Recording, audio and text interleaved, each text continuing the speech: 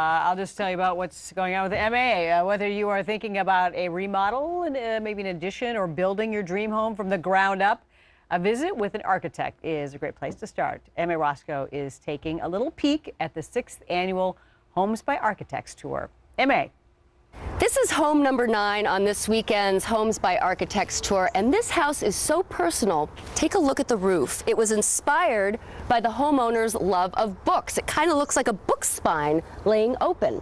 From the moment you walk inside this house, this family's love of books and reading is very apparent. They're everywhere. I'm joined now by the architect Sarah Nettleton, and aside from reading, Swedish culture was also an inspiration for you and this couple. Yes, it was. And we started with books about Swedish houses from the 18th century, and they all had teeny windows and big thick walls. And we said, oh, that's not going to work with natural daylighting. So we took away from the Swedish the ideas of the color schemes there, the beautiful blended colors that are in the hanging here, which those colors are now part of the paint colors, the furniture colors, and the gray bleached floor and the gray bleached ceiling. Home number 11 on the tour was built in 1900. This Georgian-style house was originally owned by Wheelock Whitney, the noted Minnesota legislator and entrepreneur. It's a historic home, but the problem with historic homes is they often have a very closed floor plan. We're inside now with architect Chris Strom from TEA2 Architects, and I know that you can't just start knocking down walls when you want to open up a space, so what was the secret? How did you do it? Well, the secret is that when we came to this house, it was really chopped up. It was kind of like a maze of little rooms, and this wall actually right here did not have this arch originally. It was a load-bearing wall, had structure that came all the way down to the floor, and the only door that was into this space was right here, and then of course the connection to the parlor. So it was quite chopped up.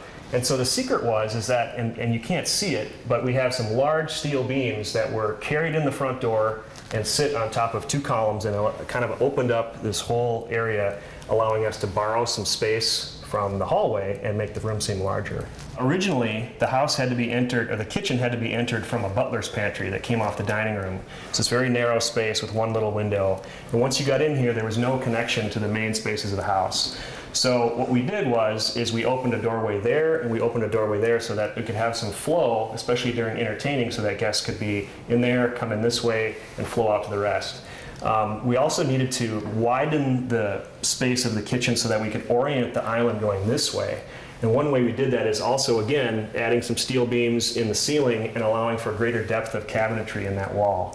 I love the finishes and everything that you chose because it's up to date and it works, but it feels like it's part of a historic home. That must have been important. It was. I mean, one thing is to make it contemporary for contemporary living, but also to retain the character and the charm that the original house has, and still has, hopefully. Well, Chris Strom, well done. Thanks for joining us. The AIA home tour is Saturday and Sunday from 10 to 5. Back to you. Yeah, boy, we were marveling at the beauty of that home. Tickets are for the tour are $15 in advance online. Tickets are $20 for the weekend, available at any of the homes. It's $10 to tour a single home if you just want to go through one.